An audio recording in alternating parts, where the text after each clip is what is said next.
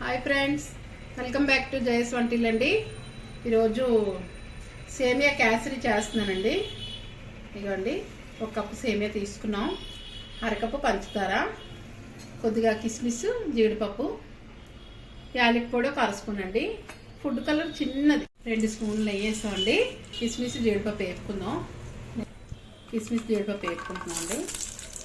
మనం కిస్మిస్ జీడిపప్పు వేపుకున్నామండి, ఇలా తీస్తాం. సేమియా కళ్ళు వేసుకుంటున్నాం అండి. ఆల్రెడీ డ్రైగా వేపినాయనండి, నేను నెయ్యిలో మళ్ళీ వేపుతున్నాను.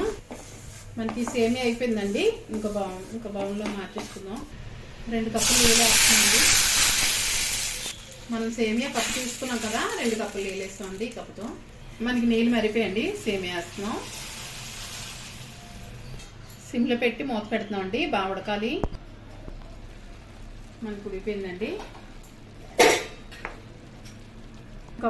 కప్ సేమియా తీసుకున్నాం కదండి, అరకప్పు పంచదార వేస్తున్నాం. మనకి పంచదార అంతా కరిగిపోయిందండి. ఫుడ్ కలర్ వేస్తున్నాం, చిన్నది వేస్తున్నాను. యాలక్ పొడి వేస్తున్నాం అండి. మనం కిస్మిస్ జీడిపప్పు వేసుకున్నాం అండి.